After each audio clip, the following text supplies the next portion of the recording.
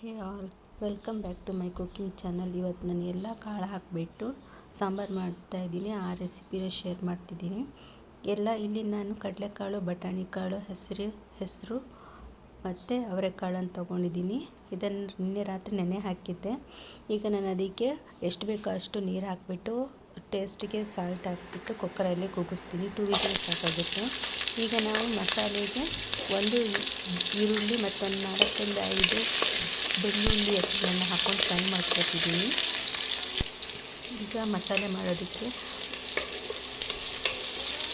ಒಂದು ಹಾಫ್ ತೆಂಗಿನಕಾಯಿನ ತೊಗೊಂಡಿದ್ದೀನಿ. ಅದನ್ನು ಚಿಕ್ಕದಾಗಿ ಕಟ್ ಮಾಡಿಕೊಂಡು ಮಿಕ್ಸಿ ಜಾರಲ್ಲಿ ಹಾಕ್ಕೊಂಡಿದ್ದೀನಿ. ಮತ್ತು ಫ್ರೈ ಮಾಡಿರುವಂಥ ಈರುಳ್ಳಿ ಬೆಳ್ಳುಳ್ಳಿ ಹಾಕ್ಕೊಂಡಿದ್ದೀನಿ. ಈಗ ನಾನಿಲ್ಲಿ ಒಂದು ಕಡಾಯಿನ ಇಟ್ಬಿಟ್ಟು ಅದಕ್ಕೆ ಎಣ್ಣೆ ಹಾಕಿದ್ದೀನಿ. ಎಣ್ಣೆ ಬಿಸಿ ಆದ ಕೂಡಲೇ ಸಾಸಿವೆ, ಅದ್ರ ನಂತರ ಕರಿಬೇವು, ಒಂದು ಈರುಳ್ಳಿ ಹಾಕಿ ಫ್ರೈ ಮಾಡ್ಕೊತೀನಿ.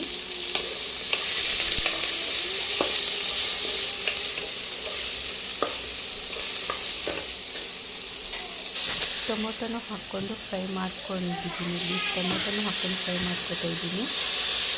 ಈರುಳ್ಳಿ ಫ್ರೈ ಆದಮೇಲೆ ಟೊಮೊಟೊ ಹಾಕ್ಕೊಂಡು ಫ್ರೈ ಮಾಡಿಕೊಂಡು ಈಗ ಇದಕ್ಕೆ ಒಂದು ಟೇಸ್ಟಿಗೆ ಎಷ್ಟು ಬೇಕೋ ಅಷ್ಟು ಸಾಲ್ಟ್ ಹಾಕ್ತಿದ್ದೀನಿ. ಒಂದು ಹಾಫ್ ಸ್ಪೂನ್ ಆದಷ್ಟು ಅರಿಶಿಣ ಹಾಕಿಬಿಟ್ಟು ಫ್ರೈ ಹಾಕೋದಕ್ಕೆ ಬಿಡ್ತೀನಿ. ಟೊಮೊಟೊ ಸ್ವಲ್ಪ ಸಾಫ್ಟ್ ಆಗೋ ತನಕ ಫ್ರೈ ಮಾಡ್ಕೊತೀನಿ.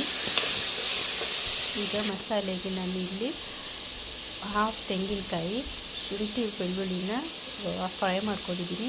ಮತ್ತೊಂದು ಚಿಕ್ಕ ಗಾತ್ರದ್ದು ಹುಣಸೆಹಣ್ಣನ್ನು ಹಾಕ್ಕೊಂಡಿದ್ದೀನಿ. ಮತ್ತು 2 ಸ್ಪೂನ್ ಆಗುವಷ್ಟು ಸಾಂಬಾರು ಪೌಡ್ರನ್ನ ಹಾಕಿಬಿಟ್ಟು ನುಣ್ಣಗೆ ರುಬ್ಕೋಬೇಕು. ಇಲ್ಲಿ ಬೇಳೆಕಾಳುಗಳು ಕೂಡ ಬೆಂದಿದೆ. ಅದನ್ನೀಗ ಈ ಒಗ್ಗರಣೆಗೆ ಹಾಕ್ಕೋತಿದ್ದೀನಿ.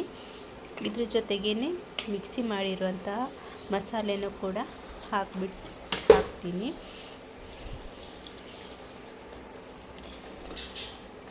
ಇಲ್ಲಿ ಎಷ್ಟು ತಿಕ್ನೆಸ್ ಬೇಕೋ ಅಷ್ಟು ನೀರನ್ನು ಹಾಕ್ಕೊಂಡು ಅಡ್ಜಸ್ಟ್ ಮಾಡ್ಕೋತೀನಿ. ಈಗ ಇದನ್ನೊಂದು 5 ಮಿನಿಟ್ಸ್ ಚೆನ್ನಾಗಿ ಕುದಿಸಿದ್ರೆ ಹೆಲ್ದಿಯಾಗಿರುವಂಥ ಸಾಂಬಾರು ರೆಡಿಯಾಗುತ್ತೆ. ಇದು ಅನ್ನ, ದೋಸೆ, ಮುದ್ದೆ ಎಲ್ಲದಕ್ಕೂ ಚೆನ್ನಾಗಿರುತ್ತೆ. ಈಗ ಇಲ್ಲಿ ಚೆನ್ನಾಗಿ ಕುದ್ದಿದೆ. ಈಗ ಸಾಂಬಾರು ರೆಡಿಯಾಗಿದೆ. Thank you.